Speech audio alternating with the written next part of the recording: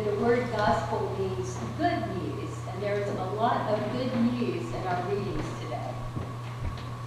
But I would like to talk about faith, because faith is foundational to our lives as Christians. We all know this. And some of us are reading the Living Compass devotional during Lent. And the readings last week were all about faith. Robin Brent wrote in her entry for Friday, March the 3rd, that faith is believing in something and then acting on that belief. So faith is more than belief. It's having a belief and then acting on that belief. And she quotes Dr. Martin Luther King Jr., who says that faith is taking the first step even when you can't see the whole stairway. And that's a great definition of faith. We are practical people. We like to see what's ahead, and a lot of times we pretend that we can see what's ahead. And we plan accordingly so that we can be thoroughly prepared. Planning trips, planning vacations, planning for school, planning for retirement, planning for issues we may face at the end of life. All of this planning is good to do. But we so often plan as if we are the only ones in control, forgetting that life is notorious for handing us unexpected and often unwelcome challenges that we could never have planned for. But when these unexpected things happen, we can act on our belief in God by stepping faithfully into whatever the situation is, knowing that God is with us, God will go with us, and will never, ever leave us alone. So we can proceed, yes, often with trepidation or with caution, or even and frequently with great sorrow, but proceed we can and we will. We can lay aside our own plans and enter into that unknown into which life is calling us. And we can step into the unknown because we are people of faith. In today's Old Testament reading, God calls Abram, just a regular person like you and like me, to go from his country, his kindred, and his father's house, everything he knows, and to go to the land that God will show him. The only problem is that God doesn't show him the land right then. He doesn't have a map or any other way to get where God is leading him, except to follow. That is a future that Abram cannot see. But Abram believes in God, so he acts in faith. And as the writer of Genesis states succinctly, so Abram went as the Lord told him. Now today's psalmist is starting out on a difficult journey to Jerusalem, a trip that will be full of unknown challenges, since the traveler must pass through barren wilderness, dealing with the heat of the day and the cold of the night, possible attacks by thieves, getting lost and no telling what else. Wouldn't it be easier just to stay home? But the psalmist is willing to set out because that person has faith in God's steadfast love.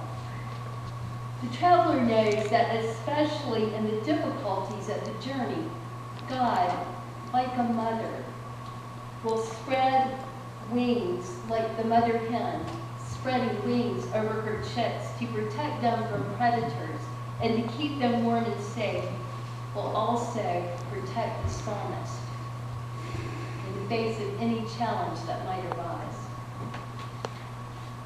And then we come to Nicodemus. I'm going to skip over one. I really like the story of Nicodemus because he is a practical human being, a literal thinker with just a bit of imagination, a law keeper, and a planner. All admirable traits. It's that bit of imagination and that need to plan that brings Nicodemus to Jesus at night. After all, he and his fellow rabbis know that Jesus is a teacher who has come from God, because Jesus couldn't do the things he was doing except for the presence of God. Nicodemus just might need to factor Jesus into his life and his plans. So he decides to go to Jesus and find out. And he goes at night because he doesn't want his buddies on the Sanhedrin to know that he's doing that. The first thing that Jesus does in his conversation with Nicodemus is to dismantle the tendency of Nicodemus to think literally. That is, to believe only what he can see and understand.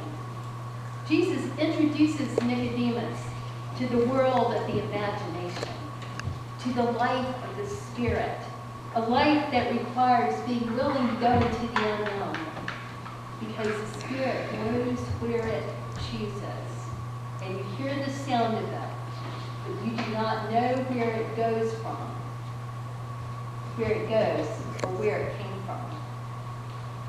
And Jesus goes on to tell Nicodemus, and this is the really good news, that God is on the side of the world.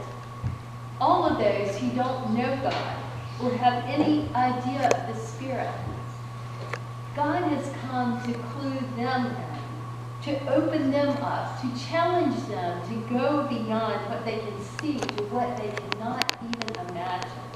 That is the beginning of life in God, here and now. Jesus didn't come to condemn the world, but to save the world. And we've probably all been where Nicodemus is. We are curious. We can see that God is at work in the world. Just look around and we want to know, what do you, God, have to do with my life? We believe in God, but we aren't sure that we want to act on that belief by letting the Spirit in and possibly wrecking our carefully thought out plans. We can't predict or control the Spirit. So how can we plan for the work of the Spirit in our lives? We have to have imagination, to be open to possibilities that may never have occurred to us, to be willing to jettison our carefully laid plans and be willing instead to enter the unknown. Ultimately, we have to choose. We can take a chance and enter into the unknown life of the Spirit and act on our beliefs, going where God calls us, or we can just continue on as we are. Thank you very much. Now remember, faith is believing in something and then acting on that belief. As Robin Brent says in the essay I mentioned earlier, it is our faith in God expressed in our willingness to act on what we believe that prepares our hearts and minds to respond compassionately to suffering, our own, others, and the world's. Now, one person who chose to enter the life of the Spirit was Harriet Tubman. She was born a slave and escaped to freedom. But Harriet could not forget all of the people who were still enslaved back home. So she acted on her belief that God don't mean people to own people.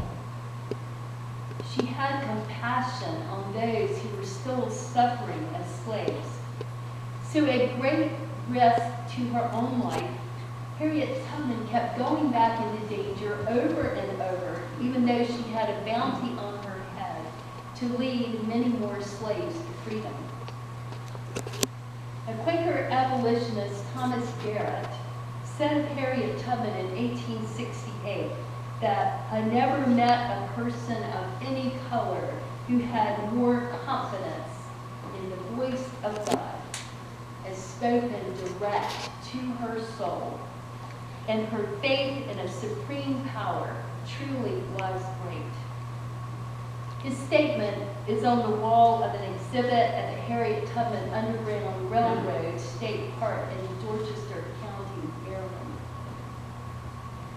Now, many of us know about this intrepid woman because of our friend Cleo Coleman, and I should just have you come up here, Cleo, and talk about Harriet Tubman. She's tired.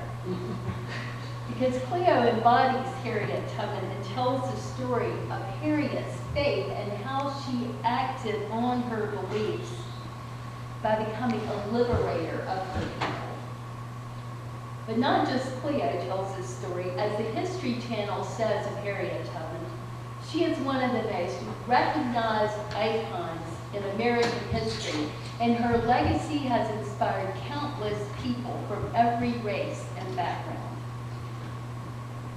Now, Harriet Tubman, I just learned this, has a new separate feast day on the calendar of the Episcopal Church. The Episcopal Church has its own calendar with saints for every month.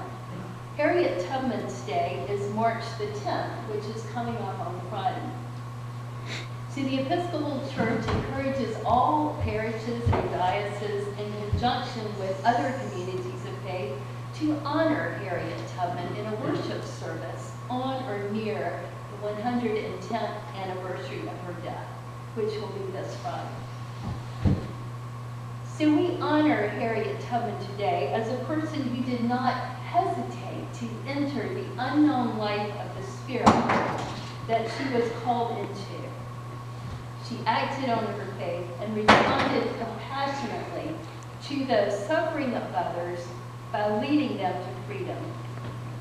And as Harriet Tubman herself said, every great dream begins with a dreamer.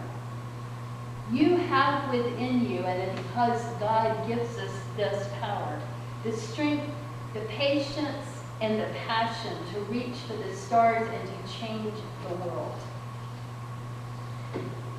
Now, after Nicodemus left Jesus that night and made his way back home, maybe he looked up at the stars and remembered God's promise to Abraham, that God would make of Abraham a great nation as numerous as the stars in the sky. After all, Nicodemus was a member of that nation of Israel and a teacher. But now, maybe Nicodemus wondered what else Jesus could teach him. Would he ever understand what Jesus was trying to say about being born again, being born from above, being born anew? Maybe Nicodemus wondered if he might dare to follow Jesus openly. Or maybe he was just too tired and puzzled to give the conversation much thought. Right then, we will never know. The Bible always leaves a lot of room for speculation.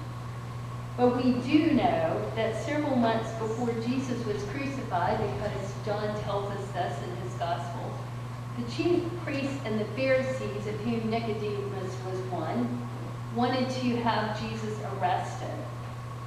But Nicodemus spoke up against this arrest. He said, our law does not judge people without first giving them a hearing to find out what they are doing, does it?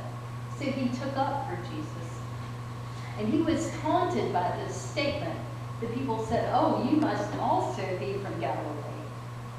So now we know that Nicodemus must have given more thought to what Jesus had told him. For Nicodemus is acting on his belief that Jesus has come from God by having compassion on Jesus and speaking out against his arrest. After Jesus is crucified and dies, we know that Joseph of Arimathea went to Pilate and asked for Jesus' body so that he could bury Jesus properly. And Nicodemus actually goes with him and brings a mixture of myrrh and aloes. He brought 100 pounds of spices. The weight of these spices to use for a corpse would be appropriate for the burial of a king. So clearly, Nicodemus revered Jesus and had compassion for him, or he would not have honored him so lavishly. We hear nothing more of Nicodemus after this, and we can only imagine the rest of the story. Did his compassion for Jesus become compassion for the world around him? And we don't know the rest of our stories either. We can't know the future, which may be a good thing. But what we do know is that God loves us with a steadfast love that never ceases. God's love will carry us through all the goings and comings of our lives, through all the joys, through all the heartaches, because we know that God's mercies will never come to an end. Even after our longest and darkest nights, God's mercies are new every morning. We can proceed through the unknowns ahead with confidence. And we can faithfully act on our belief in our steadfast, merciful, and loving God by letting the Spirit blow where it will through our lives. We can step faithfully into the unknown and go where God would send us, full of steadfast love and compassion for all this hurting world.